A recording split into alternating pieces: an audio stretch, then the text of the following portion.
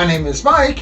This is a bike. Now, if you've been following my channel, you watched me get a really cheap Victory Cross Country, source an engine for it, go through the steps to try to get registration on it, drop it, and then try to get a good functioning engine.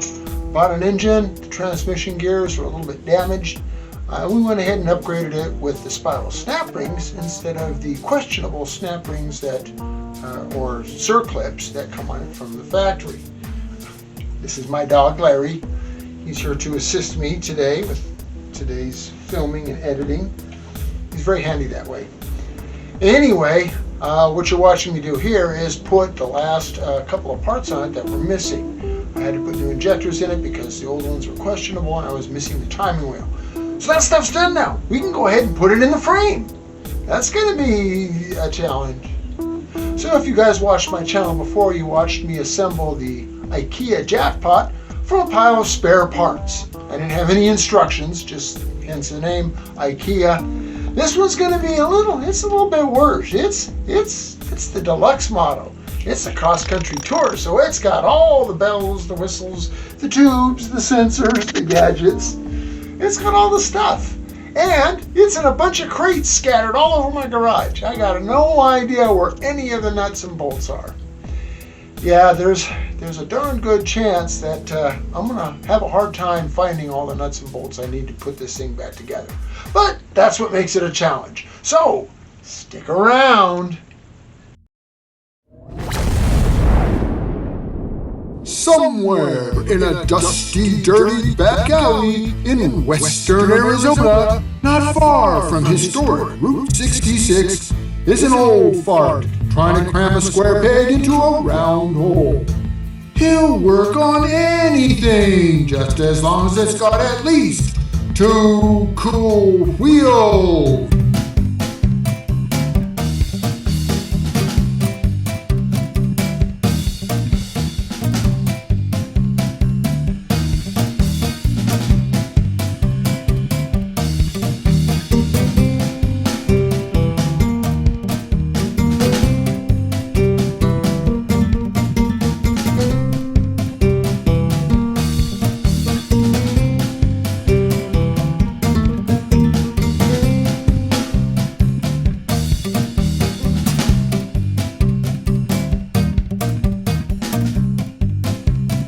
Yeah, this is kind of a cluster here.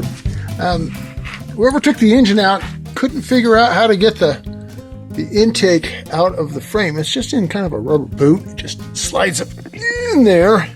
So anyway, they unbolted the throttle body and then somehow lost the boot. So I ended up buying an entire new throttle body with boot to put on there. So all I got to do is disconnect the cables there and pull this out of here. It should just pull out like that.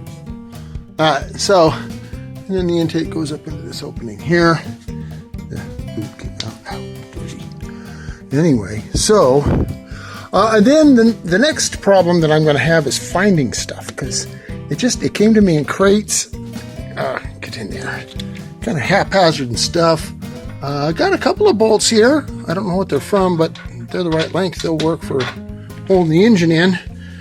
And then hopefully I've got all the odds and ends. Yeah, it's gonna take a little digging. Didn't see any like coffee cans with bolts. That's kind of something tells me the local hardware store is gonna get wealthy off of me once again. And then this is the idle air control. And it consists of a lot of tubes. There's some in a bag here. I gotta figure out how they all go. I've forgotten. I've only done 1 or 2 of these before. But anyway, they connect up to some inlets here, and then they go mount on the other side of the engine. So we'll get that kind of sorted out as well before we stuff the engine up into the frame. And as you can see, that the new throttle body and boot. So boot, intake, duct, whatever you want to call it. Kind of one of the biggest problems I have is that I do have a lot of odds and ends, nuts and bolts laying around, but not in any kind of organized format of any type. No bins, just, a pile. And I spent the last 20 minutes searching for one little screw to hold this mass airflow sensor in. I do it to myself, I guess. I need to get some of those little slidey bin drawer thingies. Instead of a bolt bin, I have a bolt bench, if you will. They're just kind of scattered. I made an attempt at organizing them at one time, but it didn't work. These are all American bolts that came from the Cougar and the Granada. And these are all bolts that came from Victory.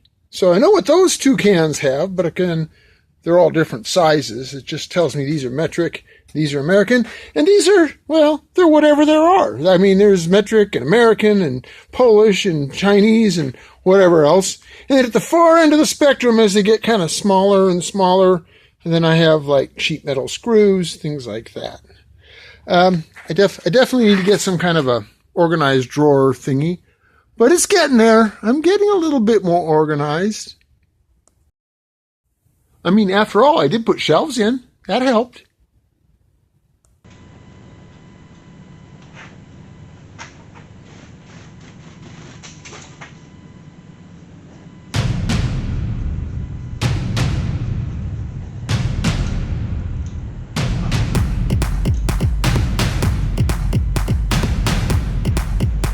Well, let's see if we can make this thing fit.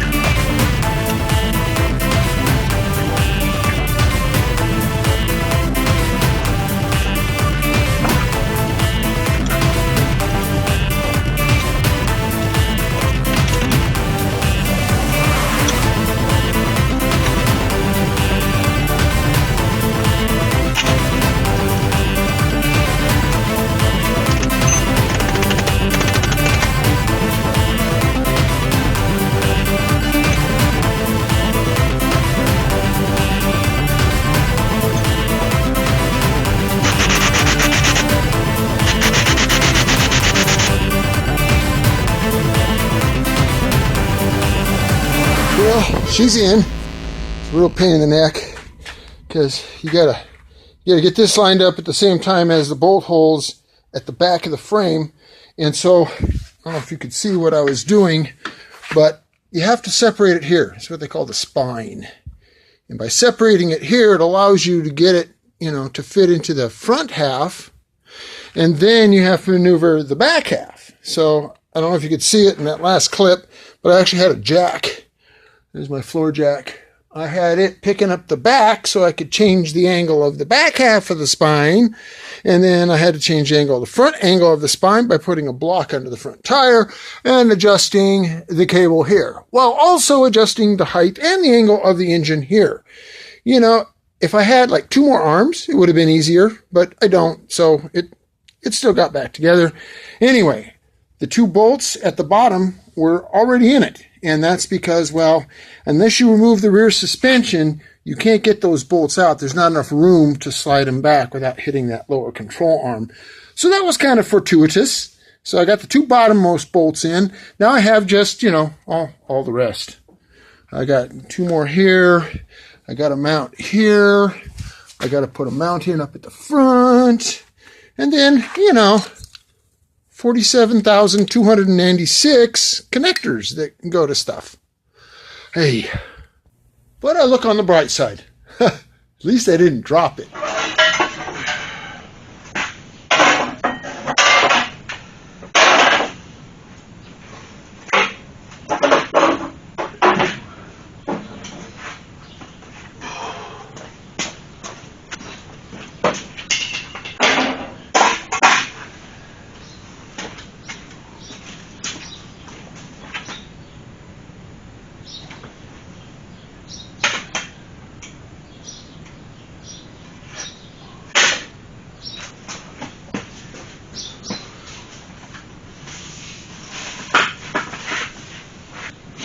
Just trying to kind of lay out where the stuff goes.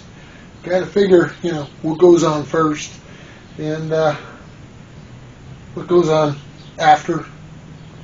Anyway, it's I'm gonna have to go look at my white bike to figure out where all this stuff goes, because it's I lost the instructions. You go here to.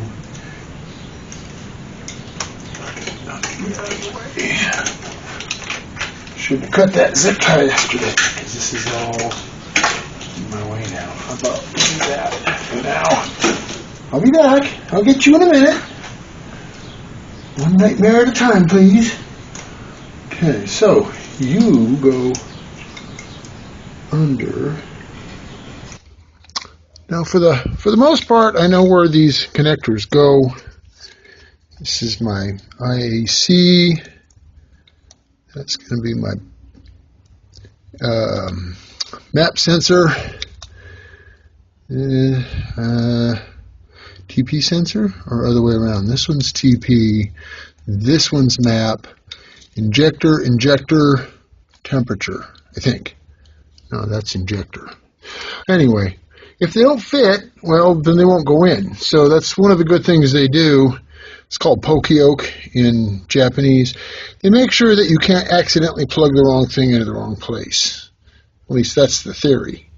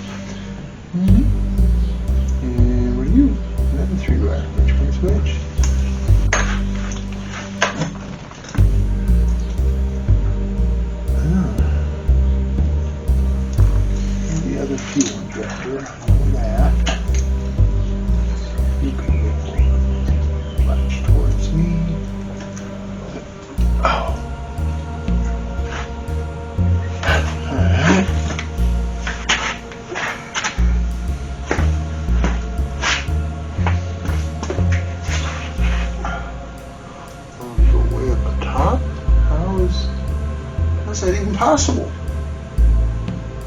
Oh, goodness. 1 step forward, 4 steps back.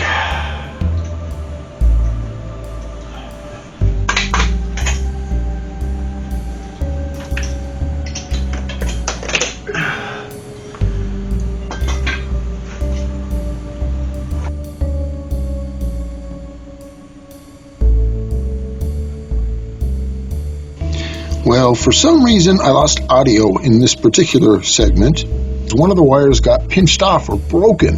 It's the wire that goes to the oil sending unit, so I've got to splice that one. It got broken.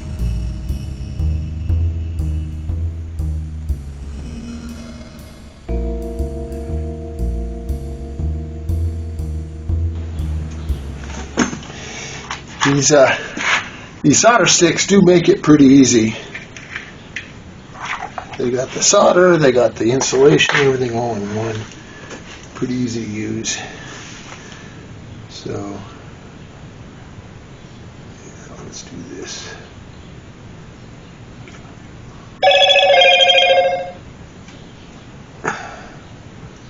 Does anybody else hate their cell phone as much as I hate mine? If I didn't have to have it, I'd chuck it in the trash can. Constantly chiming, buzzing, robocalls, you know. Every once in a great while, someone calls me that I actually know that wants to talk to me. The rest of the time, it's shit. Makes me nuts. Oh, yeah, let me get that in there. And a little bit of heat. Melt that solder. And heat shrink at the same time. Maybe don't burn it. Pretty nifty.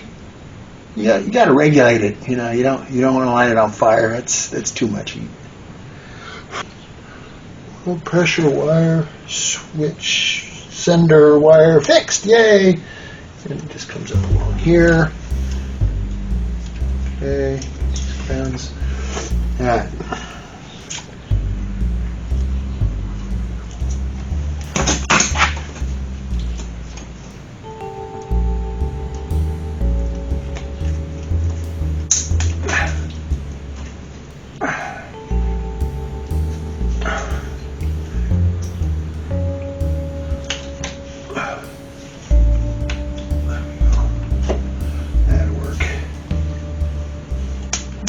It's a little crowded in here.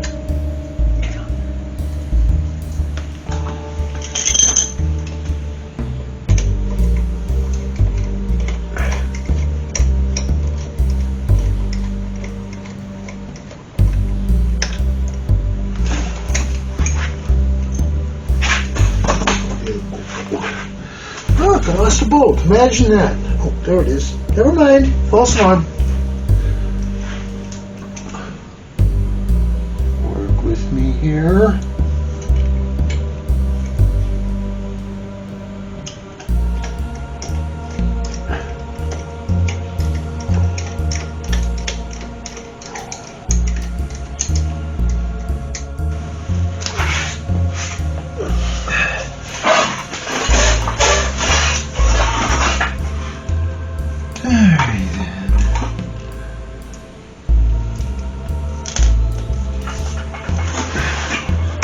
It'll be nice to have a real kickstand once again.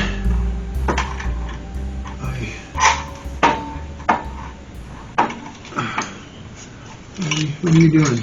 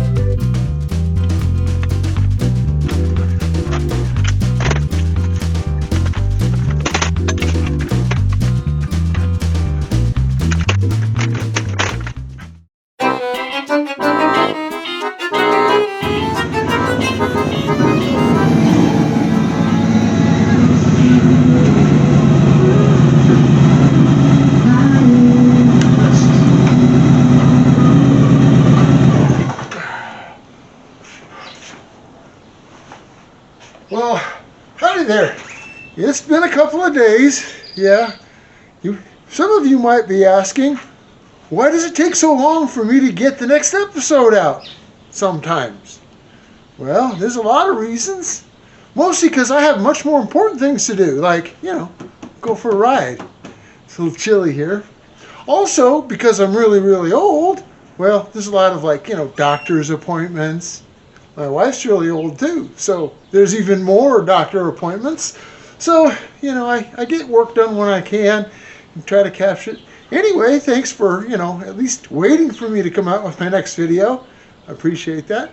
Let me show you what we're up against so far, and let me get rid of some of this gear, and we'll go see where we're at on our project. So here's where we're at. I sort of kind of figured out where all the wiring goes. There's still some more panels that need to go in this area here, but it's all kind of roughed in for now, so I can at least make the right electrical connections. And then once I go to put these covers on, I may have to reroute some stuff. I'm missing some stuff. I am missing the voltage regulator. I'm also missing the bracket that attaches my clutch cable. And there's probably some other stuff I haven't spotted yet. And typically when I do a project like this, the other thing is this cover here is also missing.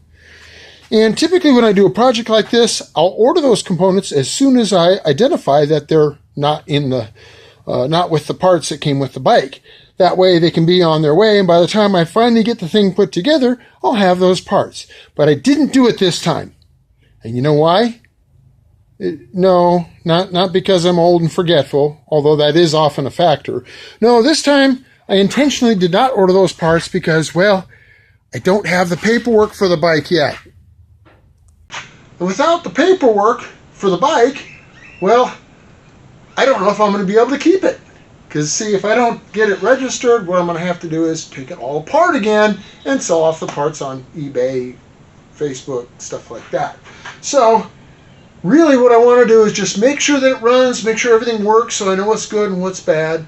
And then I can make the decision whether to order the additional missing parts or not. And I'm going to have to order a interfering, because some klutz I know dropped it and broke it. Anyway, to make sure everything works now, I got to put some oil in the engine. Haven't put any oil in the crankcase yet. And then what I want to do is I want to spin it around now that I have the oil system put all back together and the oil cooler's on it and the oil sending unit is connected. And I want to be able to see if I can build some oil pressure, make sure everything's well lubricated, and then we'll go ahead, we'll see if the fuel tank has a good fuel pump in it, and if it even has any good gas in it. I haven't even looked at the gas tank yet. Could be varnish in there. I don't know. But if it's good, we'll hook it up and see if we can actually get it to start.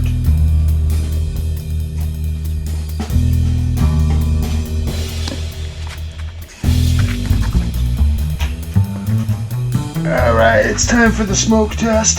We're going to hook up the battery. You guys out there that work on motorcycles and you deal with batteries that go out, does anybody else out there hate these stupid little battery nuts as much as I do? The ones that the threads of the bolt aren't quite long enough to reach, so you got to hold the stupid thing in place somehow. Some people use zip ties. Me, I take a couple of screwdrivers and try to wedge it up, and it's just dumb. Why not attach it permanently? Why does it have to float? It's just... Anyway. I've got a lot of pet peeves, don't I? Anyway. Oop, got a little sparky. That means the electrons are going somewhere. I don't hear anything bizarre. Not seeing any smoke. So those are all good signs. Pretty sure I got every connector connected. The only thing that electrically is not connected right now is, to my knowledge, is the rear brake light switch, and that's because well, the rear brakes aren't connected at all. The brake hose is laying over on the side over there. It didn't get installed yet. There's nothing attached to this. That's because it was in the way of everything else. We'll get that connected later. First, I just want to see if we can make the motor crank. Well, let's see what we got. Contact. lights. That's good. Oh look, I can see how many miles are now. 57,000. I don't think we need the radio. Turn that down. Okay. So I don't have a fuel pump hooked up, so it won't start. Spark plugs are out. I did put WD-40 in the cylinders because I know there's assembly lube in there, but I just want it to be nice and liquidy for the rings to slide around in. Let's see if she cranks.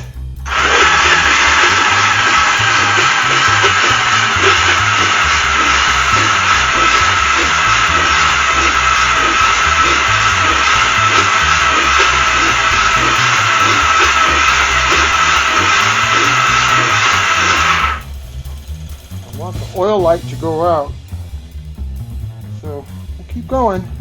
There's oil in it.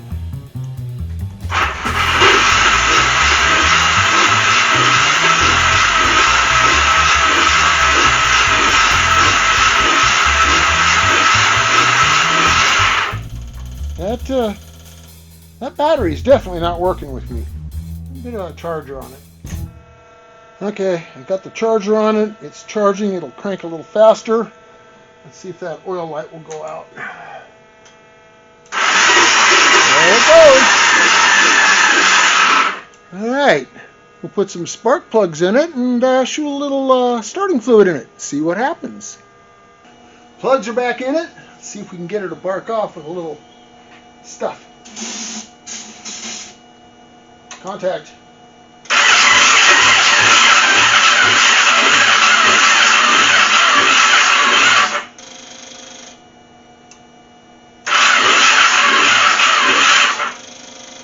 Looks like we're going to have to wait on that battery charger. Story of my life. Alright, let's give this another try.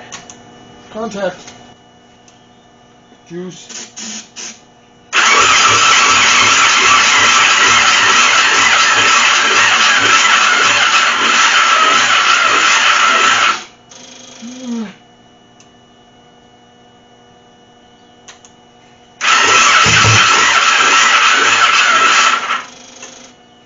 Got a thump.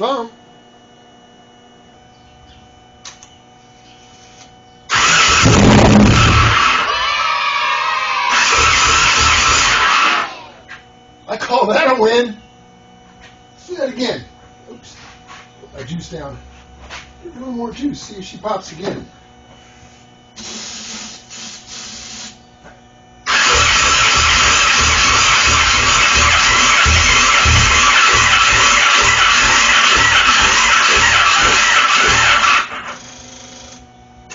Well, that was enough of a pop that I think if I put the gas tank on it, it should be able to run.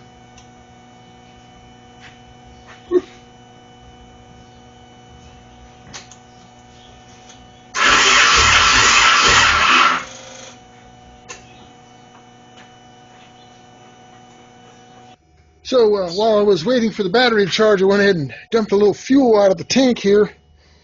And as you can see, it's a little off color. Smells like it's just getting ready to turn to varnish. I'm seeing some particles in here. I don't know if that was dirt that was already in this tray or not. Anyway, it's mostly gas, and it's only slightly varnishy. So I think it'll actually burn if I put fresh gas in on top of it. And of course, you know, the old Berryman's B12. So once we get it to pop on brake cleaner, we'll hook the tank up. Put some gas in it.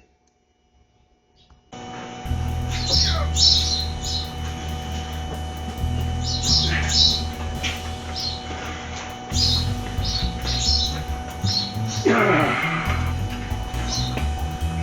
not going to worry too much about these vent lines for now. Let's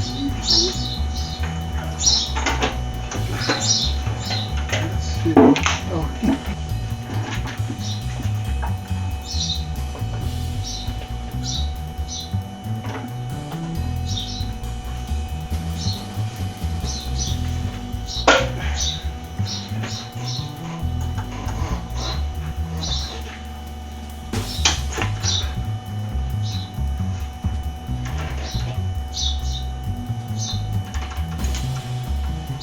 Put this in place. What the hell?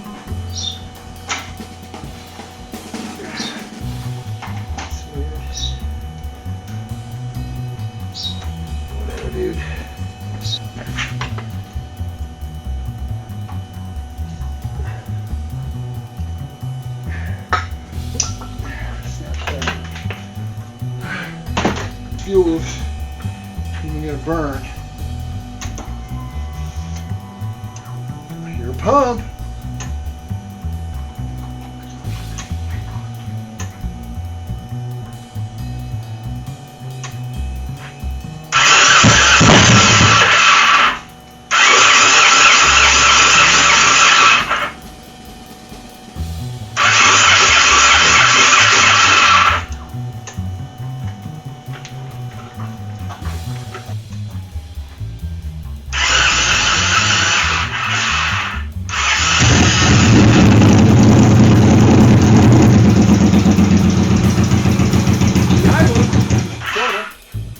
Kinda.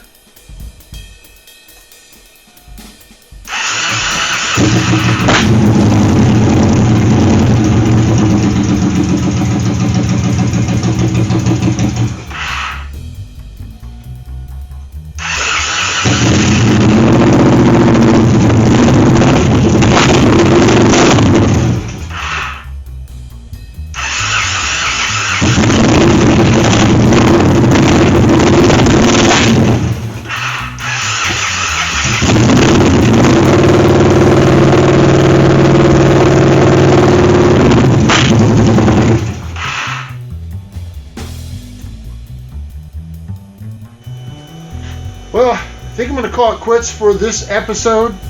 Thank you guys for following along and watching me, kind of cobble this thing back together. Got it to actually fire. Still doesn't want to idle, and it doesn't really want to rev up. If I rev it up, it falls off right away, and I just think it's not developing enough fuel.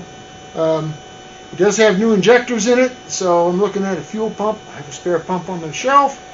And really what I have to do is wait to hear back from the state of Ohio to see if it has a clear enough title in Ohio that I can get it registered. And that will determine whether I finish putting it together and take it out for a ride and make sure the gears work, or I just undo everything I did and take it all back apart again to sell the parts. To find out, come on back for the next episode. Thanks for watching. Don't forget to click the old like, share, notify, bell button thingies down on the bottom there somewhere. Thanks for watching.